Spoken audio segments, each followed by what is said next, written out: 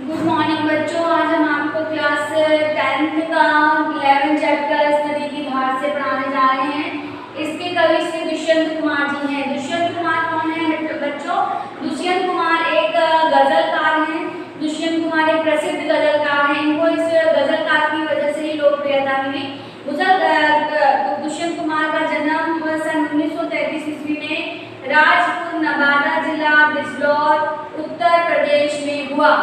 इनकी शिक्षा इलाहाबाद में हुई। मध्य प्रदेश की राजधानी भोपाल में भाषा विभाग में सहायक संचालक के पद पर कार्य करते हुए 30 सितंबर 1976 को अल्पायु से इनका निधन हो गया। 1900 मतलब इनका कब निधन हुआ? 30 सितंबर 1976 में उनकी अल्पायु मतलब कम ही एज में इनका निधन हो गया।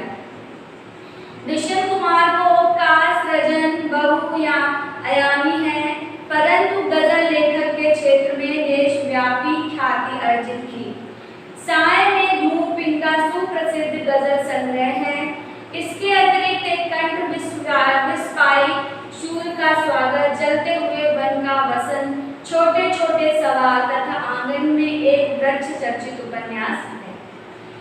इनकी रचनाओं में देश प्रेम, जीवन की कटु सत्यों, सामाजिक विसंगतियों और विडंबनाओं का चित्रण है।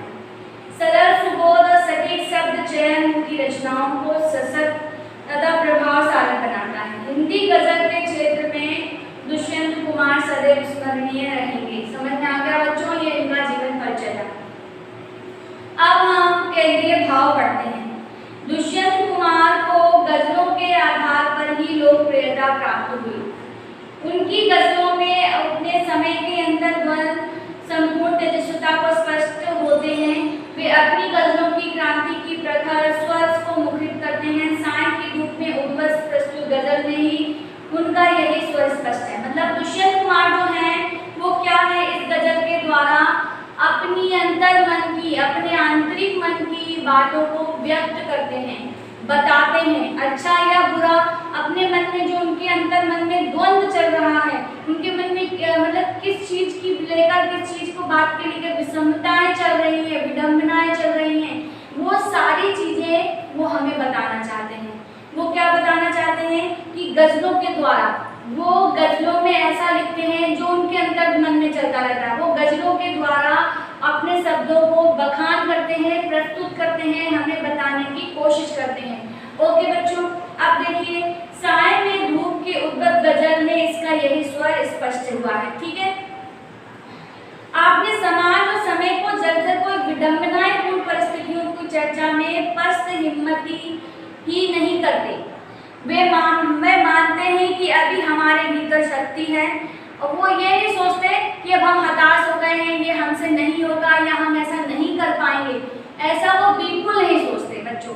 वो ये सोचते हैं हम कर सकते हैं, हम कर पाएंगे, हम कर सकते हैं, मेरे अंदर अभी जितनी ताकत है मैं उस कार्य को कर लूँगा। चर्चा वो दूसरों को ना ही हताश करते हैं। वे मानते हैं कि अभी हमारे भीतर शक्ति है। इस शक्ति के बल में हम बुझे हुए दीपक की ज्योति जगा सकते हैं, भले ही हमारी पीड़ा खुले रूप में अभिव्यक्त ना हो रही हो। वो ये कहते हैं कि चाहे मैं अपने अंतर मन की बातों को दूसरों के सामने व्यक्त ना कर पा रहा हूँ, ना ही बता पा रहा हूँ, अपनी बातों को मैं सामने नहीं रख पा रहा हूँ या ना कह पा रहा हूँ, पर क्या है, भले ही पीड़ा हमारी खुले रूप से अभिव्यक्त नहीं हो पा रही है, परंतु किसी न किसी रूप में पीड़ा मुखरित तो हो ही रही, मतलब किसी न किसी रूप में वो हमारे सामने आ ही रही है या आ जाती है। ठीक है, प्रस्तुत गजल के सभी प्रतीक मानव मन में उत्साह और आशा का संचार करने वाले हैं। विपरीत से विपरीत परिस्थितियों के मध्य हम आशावान हैं। यही आशा महत्वपूर्ण है। जीवन के प्रति आस्था भाव जगाने वाली यह गजल उत्साह, आशा और विश्वास के आवेश से परिपूर्ण है। कवि ने विभिन्न प्रतीकों के माध्यम से निराशा और हताशा के अंधकार बीच आशा और विश्वास के दीप जलाने पर बल दिया है।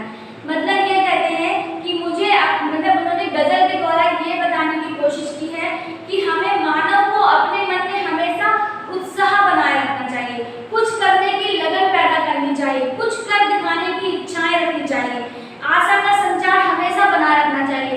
उसे हमेशा ये लगना चाहिए हम कर सकते हैं, हम कर पाएंगे, हमें कर लेना चाहिए। अगर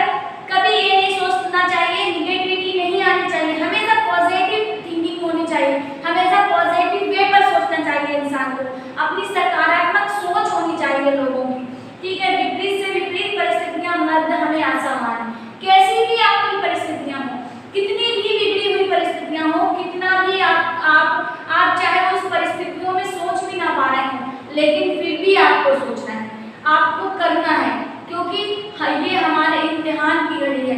अगर ये घड़ी इम्तिहान की ना लेकर अगर हम इन घड़ियों में फेल हो जाएंगे तो वास्तव में जीवन में हम कुछ नहीं कर पाएंगे। ठीक है बच्चों, तो उन्होंने कहा कि उत्साह, आशा और विश्वास के आवेश से परिपूर्ण है। कवि ने विविध प्रतीकों के माध्यम से निराशा और हताशा के अंधकार के बीच आशा और विश्वास के दीप जलाने पर बल दिया है। उन्होंने कहा कि अपने आशा और निराशा को छोड़कर क्या करा है, उत्साह, लगन, विश्वास पर कायम रखो, विश्वास रखो कि हम ऐसा कर पाएंगे और हमेशा ऐसा ही दीप मन में जलाकर रखो। तो इनकी अपनी गजलों की लाइनों में व्यक्त किया है, आपको समझाते हैं। इनकी पहली लाइन है, इस नदी की धार से ठंडी हवा आती तो है, नाव जर्जर ही सही लहरों से टकराती तो है। वो ये कहते हैं, कितना सोच लो कि निर्वचन मैदान जो लेटी हुई एक नदी है, एक क्या है, एक नदी बह रही है, हवा का झोंका आ रहा है, उससे टकराता है, ठंडी हवा का झोंका लाता है, क्या है, हमें स्पर्श कराता है, हमसे स्पर्श कराता है, हमको छूता है, मुझे ठंडी हवा का महसूस कराता है, ठंडी हवा को हमारे अंदर महसूस कराता है कि हमें क्या आ रहा है, ठंडी हवा आ रही है। तो वो कहते हैं, जब वो हमें बिना स्वार्थ दे, जब वो हमें ठंडी हवा देती, तो कहते हैं नदी से, इस नदी की धार से ठंडी हवा आती तो है, नाव जर्जर ही सही लहरों से टकराती तो है। मतलब अगर इस ठंडी हवा आती है और टूटी हुई नाव है, जर्जर ही टूटी फूटी नाव, जर्जर है, उसे मालूम है कि एक दिन उसको टूट जाना है, हो सकता है लहरें इतनी तेज बहाव करे कि उसे बहा ले जाए नाव को, वो कुछ ना कर पाए, लेकिन फिर भी वो अपनी ताकत से, अपने संघर्ष से उस नाव से लड़ती है और उसके साथ उस नाव से लड़ती है, उस लहरों से टकराती है। समझ में आ गया बच्चों? उस लहरों से, जब तक उसके अंदर सांसें हैं, वो उस लहरों से अपना सामना करती है और लहरों से टकराती है। जब वो कर सकती है तो हम क्यों नहीं कर सकते? तो ठीक है बच्चों, समझ में आ गई पहली लाइन। एक चिंगारी कहीं से ढूंढ लाओ दोस्तों, इस दिए में भी तेल की भीगी हुई बाती तो है।